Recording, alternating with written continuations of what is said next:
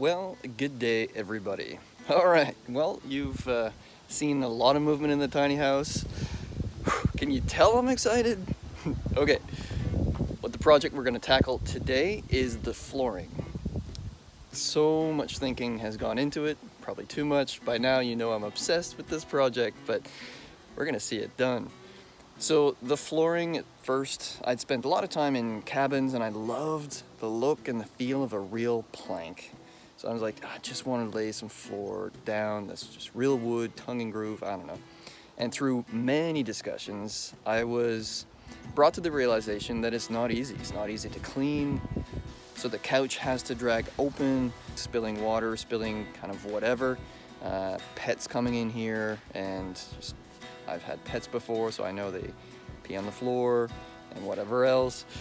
But also the fact that in this tiny space, there's just one kind of flooring that has to run through the whole length of it. So that's the living room, the kitchen, and the bathroom. So all of that combined led me to choosing luxury vinyl, it's called. I can do luxury because it's such a small space. And with the designer that I asked, she recommended this color, Smokehouse, which is great. The black in it matches the black that's used throughout, wide plank. So it was worth the investment. So for this project, we're going to be installing our wide plank luxury vinyl. You ready? Let's do this.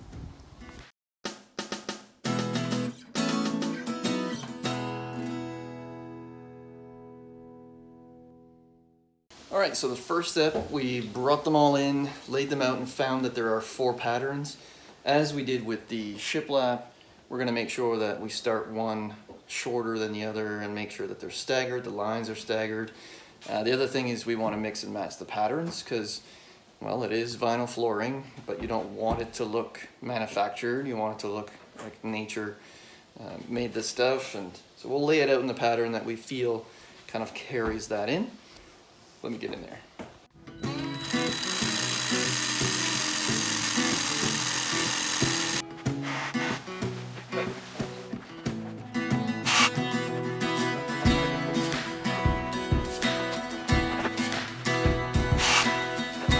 Here's what we have set up to cut this flooring. My dad had this jig made for the trusty dual skill saw, and because the saw sits right against the jig and the depth is so that we're not cutting our table.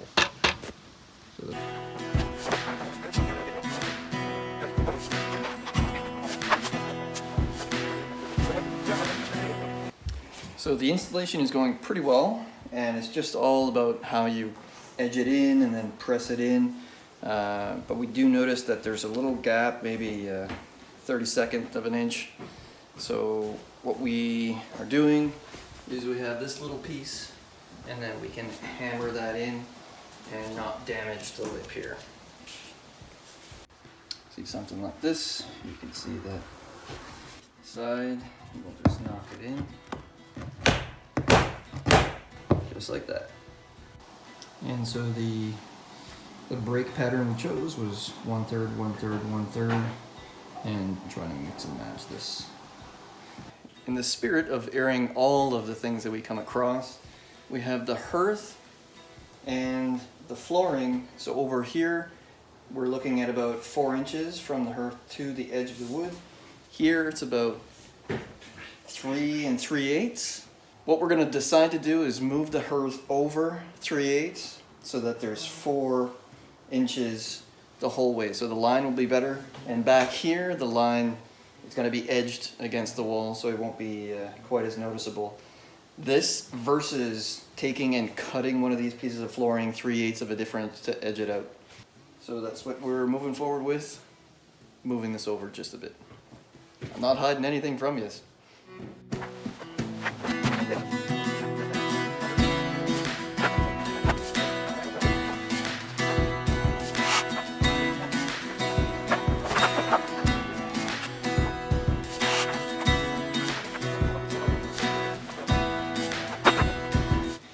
So clearly be careful where you place these if you don't accidentally break one of these off. Now I know.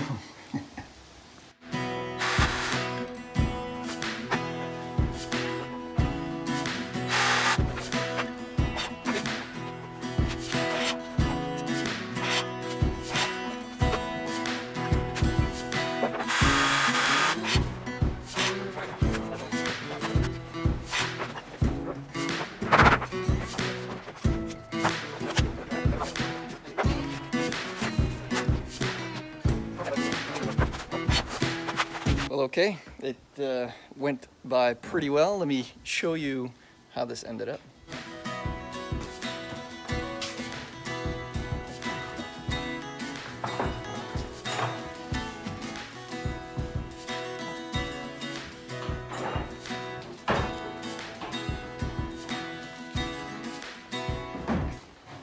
One thing we ended up doing is making sure that the line continues from here all the way through, so that it looks as long as possible, and I think that ended up looking pretty good.